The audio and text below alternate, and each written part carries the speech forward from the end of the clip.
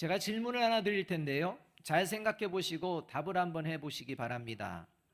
오늘 우리가 읽은 본문을 포함한 히브리서 11장에는 아벨이라는 이름부터 시작해서 다윗과 사무엘까지 여러 사람들의 이름이 등장하고 있는데요. 히브리서 11장에 나오는 사람들의 종교는 무엇일까요? 1번 유대교, 2번 기독교. 여러분, 유대교와 기독교의 공통점은 같은 하나님을 믿는다는 것입니다. 그러나 유대교와 기독교의 결정적인 차이점은 같은 하나님을 믿지만 유대교의 믿음은 구원이 아닌 멸망에 이르는 것이고 기독교의 믿음은 온전한 구원에 이르는 믿음이라는 것입니다. 왜냐하면 하나님을 바르게 믿는 믿음, 온전한 구원에 이르는 믿음은 오직 예수님을 믿는 믿음으로 완성이 되기 때문입니다. 따라서 히브리서 11장에 나오는 사람들의 종교는 유대교가 아니라 기독교입니다. 제 이야기를 들으면서 히브리서 11장에 나오는 사람들은 예수님이 이 땅에 오시기 전에 살았던 사람들인데 예수님을 믿는 사람들도 아니었는데 왜 기독교라고 의아해하실 수도 있습니다. 그러나 여러분, 만일 히브리서 11장에 나오는 사람들이 예수님이 이 땅에 오신 후에 살았다면 예수님을 믿었을까요? 안 믿었을까요? 반드시 믿습니다. 왜냐하면 처음부터 하나님을 바르게 믿는 믿음을 가지고 살았기 때문입니다. 반대로 지금 이 시대에 예수님을 믿지 않고 끝까지 믿지 않는 사람들, 그 사람들이 2000년 전 예수님이 오신 그때 이스라엘 백성으로 살아갔다면 예수님을 믿을까요? 안 믿을까요? 안 믿습니다. 예수님을 보면 내가 믿겠다? 거짓말입니다. 그 시대로가 안 믿습니다. 그래서 오늘 우리가 읽은 본문 말씀 39절과 40절이 이렇게 말씀하고 있는 것입니다. 이 사람들은 다 믿음으로 말미암아 증거를 받았으나 약속된 것을 받지 못하였으니 이는 하나님이 우리를 위하여 더 좋은 것을 예비하셨은즉 우리가 아니면 그들도 온전함을 이루지 못하게 하려 하심이라.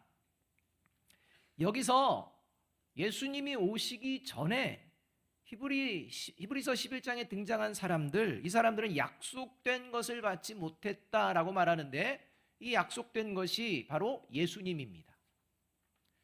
따라서 이 말씀은 구약에 등장하는 믿음의 선진들은 하나님의 놀라운 구원의 약속을 믿으며 살았지만 구원을 온전하게 이루어 주실 메시아인 예수님을 살아생전에는 볼 수가 없었다는 것입니다.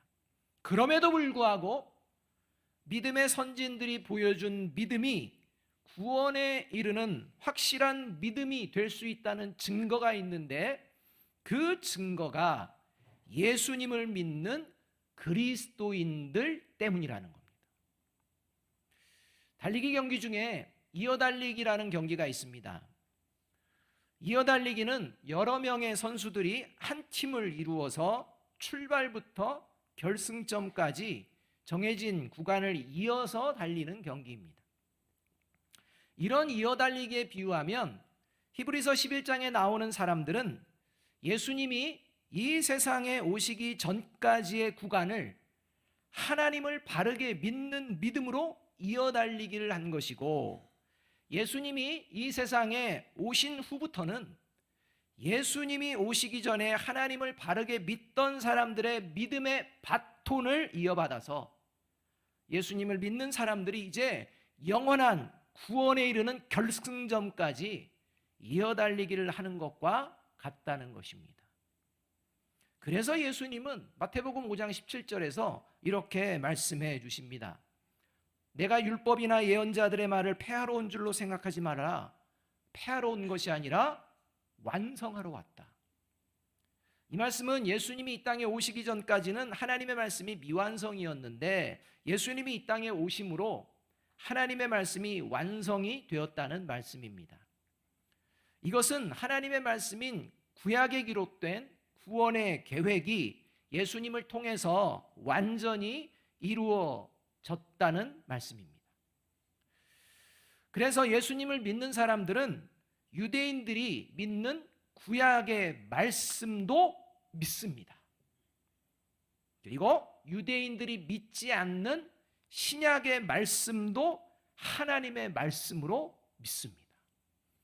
그러나 유대인들은 그렇지 않습니다. 구약의 말씀은 하나님의 말씀이지 믿습니다. 그러나 신약의 말씀은 하나님의 말씀이 아니라고 믿지 않습니다. 믿음으로 시작하는 것 같으나 멸망으로 끝나는 이유입니다. 오직 예수님을 믿는, 하나님을 바르게 믿는 사람만이 믿음으로 시작해서 예수 그리스도를 통해 구원에 이르게 되는 줄로 믿습니다. 따라서 저와 여러분이 예수님을 정말 믿는지 살펴보는 것은 매우 중요합니다. 왜냐하면 유대인들이 지금도 여전히 예수님을 믿지 않으면서도 자기들은 회당에 모이니까, 자기들은 할례를 받았으니까 하나님의 백성이라는 착각 속에 빠져 살아가듯이 예수님을 믿지 않으면서도 예배당에 나왔으니까, 세례를 받았으니까 나는 구원받을 것이라는 착각 속에 살아서는 안 되기 때문입니다. 저와 여러분 중에 믿음으로 시작하는 것 같으나 멸망으로 끝나는 존재들이 있다는 것입니다.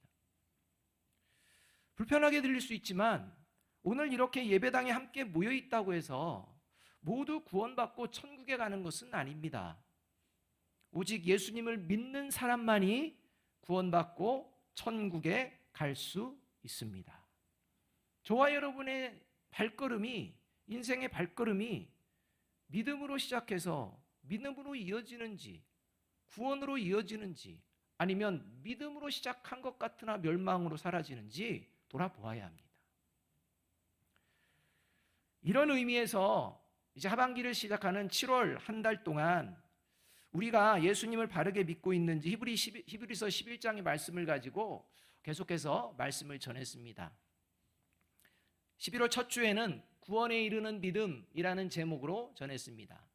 둘째 주는 죽음 너머를 바라보는 믿음이라는 제목으로 전했습니다. 지난주는 바른 선택을 하는 믿음이라고 제목을 정하고 말씀을 전했습니다. 그리고 오늘은 세상을 이기는 믿음이라고 제목을 정하고 말씀을 전하고자 합니다.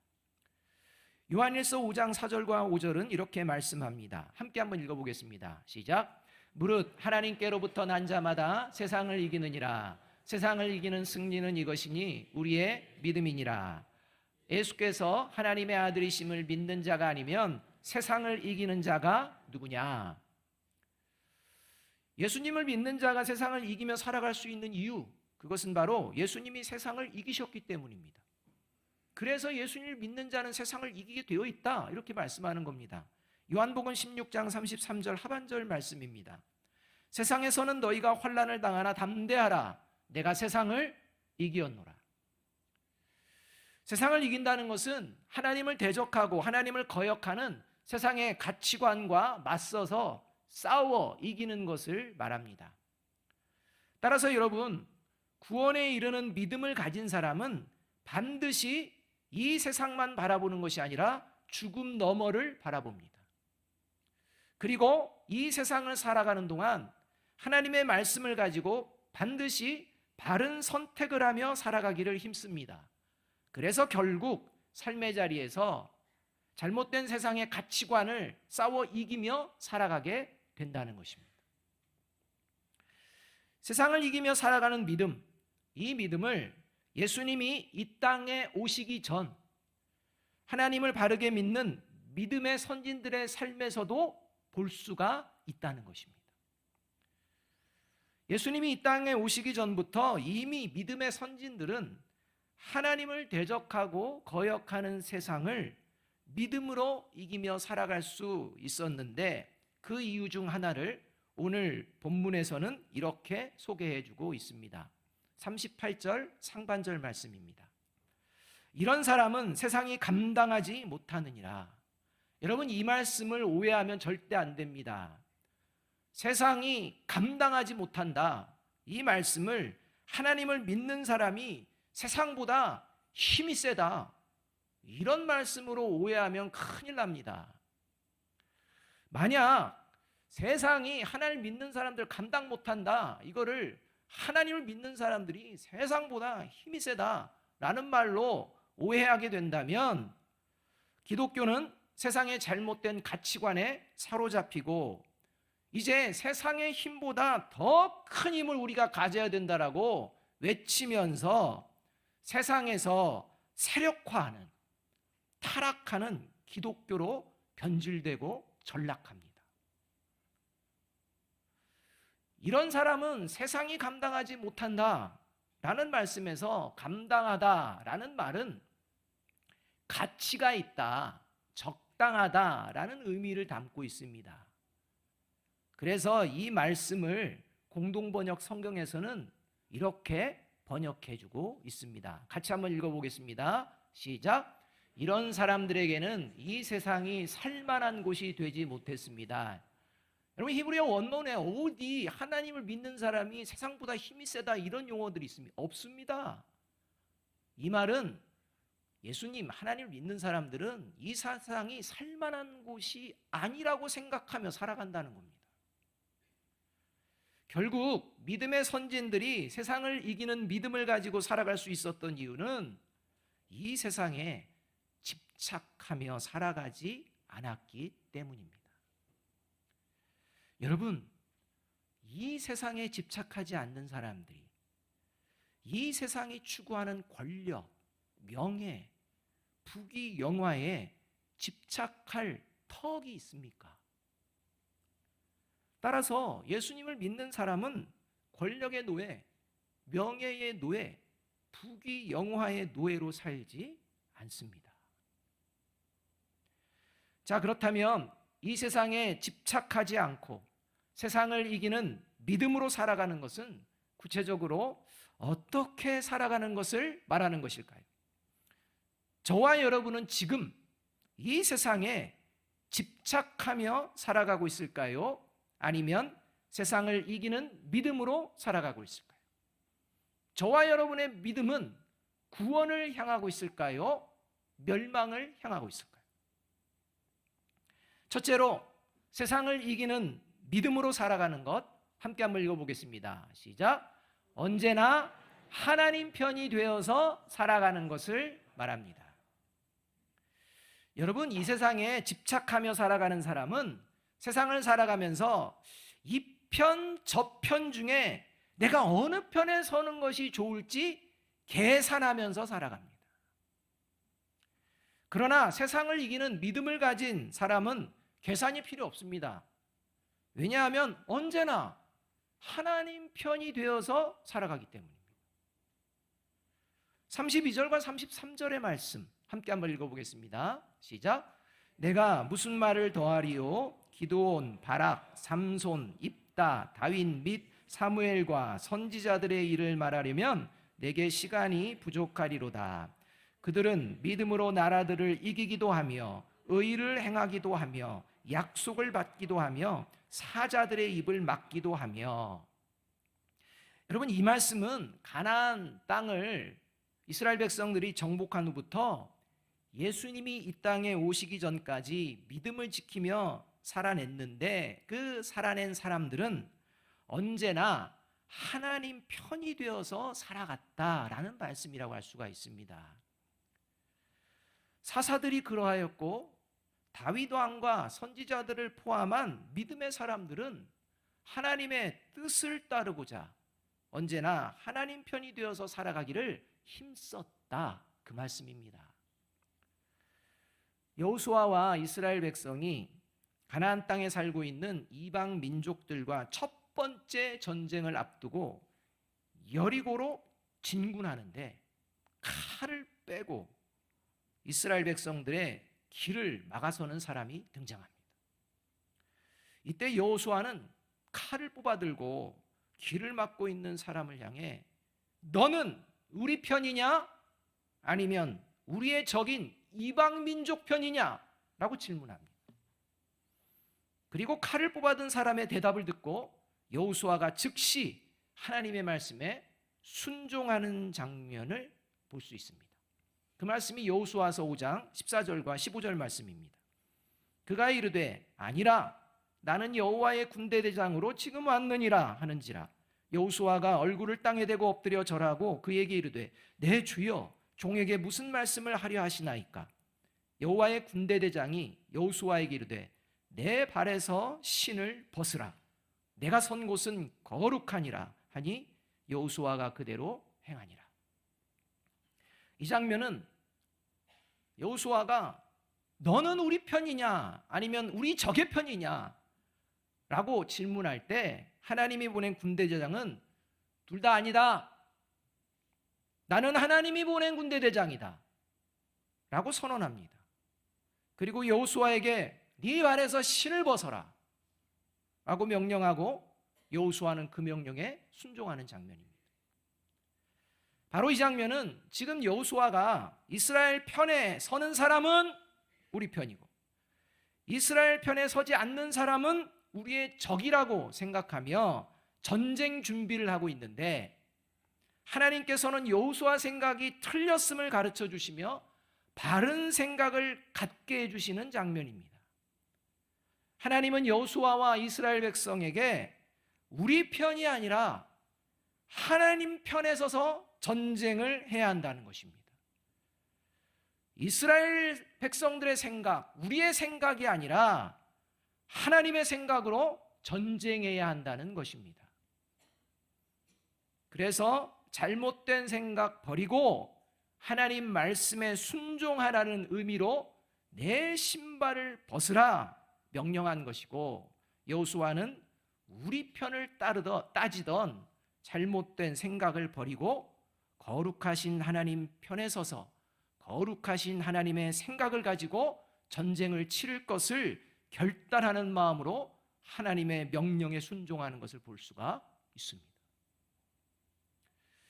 여러분, 하나님의 편이 되어서 살아간다는 것은 하나님을 대적하고 거역하는 죄와 싸워서 이기는 삶을 살아가는 것을 말합니다. 사람들은 누구나 내 편이 되어주기를 원합니다. 여러분은 사람들이 누구 편 되어주기를 원하십니까? 뭐 아닌 것처럼 사람들은요 기본적으로 누구나 내 편이 되어주기를 원하는 마음이 있습니다. 내 편이 되어주는 사람은 좋아하고 내 편이 되어주지 않으면 미워지고 싫어집니다. 그리고 세상은 이것을 이상하게 여기지 않습니다. 당연하게 여깁니다. 그런데 여러분 명심합시다. 이것이 바로 죄에서 비롯된 생각입니다. 죄라는 겁니다. 따라서 예수님을 믿는 사람은 절대 내 편, 네 편 나누며 살아가지 않습니다. 오직 한 가지 생각만 합니다. 내가 하나님 편 되기를 원합니다. 너가 하나님 편 되기를 바랍니다. 모든 사람들이 하나님 편 되기를 바랍니다. 이 생각밖에 없습니다.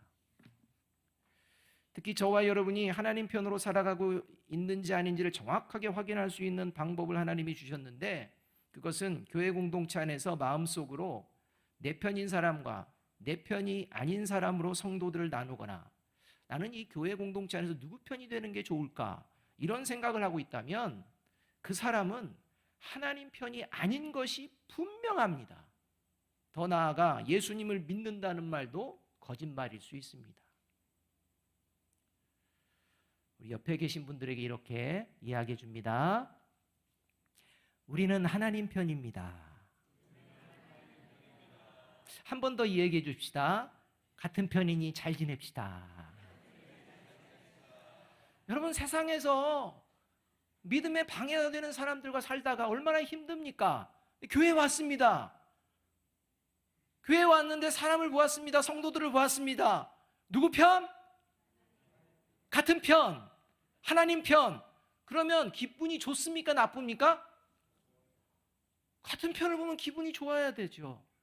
근데 오만 인상을 찌푸리고, 그러면요, 이게 참 문제가 되는 거 아니겠습니까? 그러니까 저와 여러분이 교회 공동체 안에서 우리 성도들을 어떤 마음으로 보고 있는지 보면 압니다. 상대방이 어떤 표정을 가지고 있는지를 보면 압니다.